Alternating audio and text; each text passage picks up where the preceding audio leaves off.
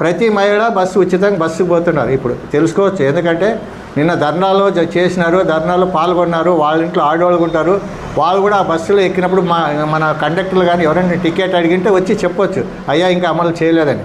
వాళ్ళ ఇంట్లో ఆడవాళ్ళు అడగాలి, ఎందుకంటే ఏం మీరు బస్సుకు పోతే టికెట్ తీసుకున్నారా లేదా, టికెట్ తీసుకోకుంటే అమలు చేసినట్లే, తీసుకుంటే అమలు చేయనట్లు, అట్లా తీసుకుని ఉంటే వచ్చి అమలు చేయలేదని చెప్పి ధర్నా చేస్తే నేను కూడా సంతోషపడతాను.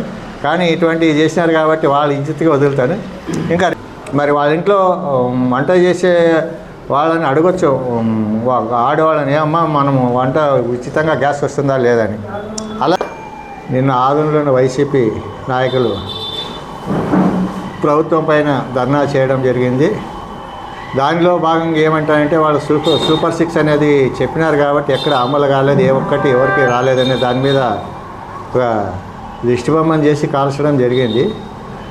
అసలు యాక్చువల్గా 2024లోనూ చంద్రబాబు గారు ఎలక్షన్లోనూ ఒక మేనిఫెస్టో వదిలాడు. దానిలో మేనిఫెస్టోలో ఏమేమి ఉన్నాయంటే, ఒకటి మహిళలకు ఉచిత బస్సు ఇస్తామన్నాడు. మేము ఎన్నికల్లో గెలిస్తే వెనకనే మహిళలకు ఉచితంగా బస్సు సౌకర్యాలు కల్పిస్తామన్నారు ఎక్కడ కానీ.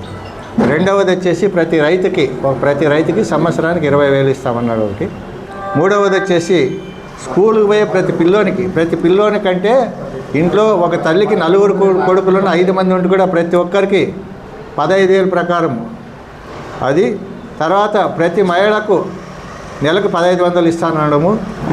అలాగే ప్రతి ఇంటికి ఉచితంగా 3 గ్యాస్ సిలిండర్లు, ప్రతి ఇంటికి 3 ఉచిత గ్యాస్ సిలిండర్లు. అలాగే నిరుద్యోగులకు 20 లక్షల వరకు ఉద్యోగాలు ఇచ్చే అవకాశాలు కల్పిస్తామని ఈ మేనిఫెస్టోలో చంద్రబాబు గారు ఎలక్షన్లోనూ మేనిఫెస్టో వదిలి ఎలక్షన్లో పాల్గొనడం జరిగింది. అందులో భాగంగా 5 హామీలు నెరవేర్చినారు. ఆ 5 హామీలు ఏమంటారంటే, ఒకటి ప్రతి మహిళ ఉచితంగా బస్సుకు పోతున్నారు. ఇప్పుడు తెలుసుకోవచ్చు, ఎందుకంటే నిన్న ధర్నాలో చేసినారు, ధర్నాలో పాల్గొన్నారు. వాళ్ళ ఇంట్లో ఆడవాళ్ళు ఉంటారు, వాళ్ళు కూడా ఆ బస్సులో ఎక్కినప్పుడు మన కండక్టర్లు కానీ ఎవరైనా టికెట్ అడిగింటే వచ్చి చెప్పొచ్చు, అయ్యా ఇంకా అమలు చేయలేదని. వాళ్ళ ఇంట్లో ఆడవాళ్ళు అడగాలి, ఎందుకంటే ఏం మీరు బస్సుకు పోతే టికెట్ తీసుకున్నారా లేదా, టికెట్ తీసుకోకుంటే అమలు చేసినట్లే, తీసుకుంటే అమలు చేయనట్లు, అట్లా తీసుకుని ఉంటే వచ్చి అమలు చేయలేదని చెప్పి ధర్నా చేస్తే నేను కూడా సంతోషపడతాను. కానీ ఇటువంటివి చేసినారు కాబట్టి వాళ్ళ ఇజ్జత్తుగా వదులుతాను. ఇంకా రెండవది, స్కూల్కి ప్రతి పిల్లోనికి గతంలోన వైసీపీ గవర్నమెంట్లోన ఒకరికే ఇచ్చినారు.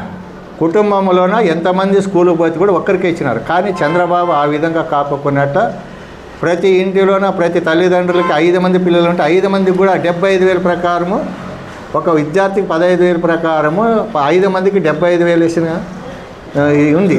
కాబట్టి దీంట్లో ఎవరికైనా రాకపోతే వాళ్ళ పిల్లలు అడగొచ్చు, మాకు 3 ఉంటే ఇద్దరికి వచ్చింది, ఒకరు రాలేదని వచ్చి అడగొచ్చు. అలాగే మూడవది వచ్చేసి ఉద్యోగాల విషయంకి వచ్చే లోపల గతంలోన అసలు డిఎస్సి వాళ్ళు అమలు చేయలేదు. కానీ ఉద్యోగాలు అనేది ఇచ్చేదన్నప్పుడు ప్రతి ఒక్కటి ఇవ్వాలనే ఉద్దేశంతోన కంపెనీల్లో వచ్చే ఉద్యోగాలు అయితేనేమి, ప్రభుత్వం అమలు చేసే ఉద్యోగాలు అయితేనేమో దాంట్లో మెగా డిఎస్సి అనేది అమలు చేసి 16,000 దగ్గర పైన ఉద్యోగాలు ఇవ్వడం జరిగింది. 16,000 ఉద్యోగాలు ఇవ్వడం జరిగిందంటే ఎందుకు ఇచ్చినారు? స్కూల్ అంటే ప్రతి స్కూలు, ఇప్పుడు స్కూళ్ళు ఎట్లున్నాయంటే కార్పొరేట్ స్కూలు పోటీ పడుతున్నాయి. వాటి పోటీతో ప్రభుత్వ స్కూళ్ళు కూడా పోటీ పడాలా, ప్రభుత్వ స్కూళ్ళను మించిపోవాలనే ఉద్దేశంతోన ప్రతి స్కూళ్ళని ఎక్కడే కానీ ఒక స్టాఫ్ తక్కువగా, ఒక సబ్జెక్టు కూడా తక్కువ కాకున్నట్ల ప్రతి స్కూల్ అందరినీ నియమించాలనే ఉద్దేశంతోన ప్రతి స్కూళ్ళని అందరినీ అన్ని సబ్జెక్టులకి నియమిస్తూ స్కూళ్ళకి టీచర్లు చేయడం జరిగింది. మరి ఇది కార్పొరేట్ స్కూల్ కంటే మెరుగైనదే కదా. ఎందుకంటే అంటే కార్పొరేట్ స్కూల్లోన ఏం చదివి ఉంటారో తెలియదు. కానీ ఇక్కడ వీళ్ళు కొన్ని సిస్టమ్ మీద BA BEd MA MEd చేసిన వాళ్ళనే, ఒక ఇది ఉన్న వాళ్ళనే, మెరిట్ మీద ఉండే వాళ్ళని తీసుకుని చేయడం జరిగింది. మరి ఉద్యోగాలు కాదు ఇచ్చిండేది. ఎత్తున్నారంటే చెప్పని మహిళలకు కూడా ఉచితంగా 3 సిలిండర్లు ఇవ్వడం జరుగుతుంది. ప్రతి కుటుంబానికి సంవత్సరానికి 3 సిలిండర్లు ఉచితంగా ఇవ్వడం జరుగుతుంది. మరి వాళ్ళ ఇంట్లో వంట చేసే వాళ్ళని అడగొచ్చు, ఆడవాళ్ళని, ఏమమ్మా మనము వంట ఉచితంగా గ్యాస్ వస్తుందా లేదని. అలాగే అదిగాక మూడవది వచ్చేసి ప్రతి మహిళకు 1,500 ఇవ్వాలనే ఉద్దేశం ఉంది. దాన్ని కూడా అమలు చేస్తారు. అమలు చేస్తున్నారంటారంటే ఏమని ఒక్కొక్కటి తీసుకుంటే స్టెప్ బై స్టెప్ వస్తుంది, అంతేగాని ఒకేసారి అన్నీ చేయలేము. ప్రతి మహిళకు కూడా 1,500 ఇవ్వాలనే ఉద్దేశంతో దాన్ని కూడా తీసుకొస్తారు. అలాగే ఇప్పుడు పెన్షన్లు కూడా గతంలో వీళ్ళు గతంలోన 2019లో వాళ్ళు అధికారంలోకి వచ్చినప్పుడు ప్రతి పెన్షన్ 3,000 ఇస్తామన్నారు. కానీ 3,000 ఇస్తామనేది వాళ్ళు ఏం చేసినారు, 2,000 ఇస్తూ 4 భాగాలు చేసినారు. 4 భాగాలు చేసి అంటే ప్రతి సంవత్సరానికి 250 పెంచుకుంటూ పోయినారు. మాట ఇచ్చిన ప్రకారం వాళ్ళ మాట మీద నిలబడలేక ఇది లేక 4 భాగాలు చేసిన ఘనత వాళ్ళకుంది. యువతల వీళ్ళని గురించి మాట్లాడి దృష్టి బొమ్మను కలిసి వచ్చే లాభాలు ఏముండయి? అదే చంద్రబాబు గారు ఎలక్షన్లోని మేనిఫెస్టో పెట్టలేదు 4,000 ఇస్తానని, కానీ ఇవ్వాలనే ఉద్దేశంతోనే 4,000 ఇవ్వాలనే ఉద్దేశంతోన చెప్పినాడు. చెప్పిన తర్వాతనే బోనస్తో సహా 3 నెలలు ఎలక్షన్ బోనస్తో సహా 3 నెలలు 3,000 ప్లస్ కొత్తగా అమలు చేసి 4,000తో 7,000 ఇచ్చినాడు.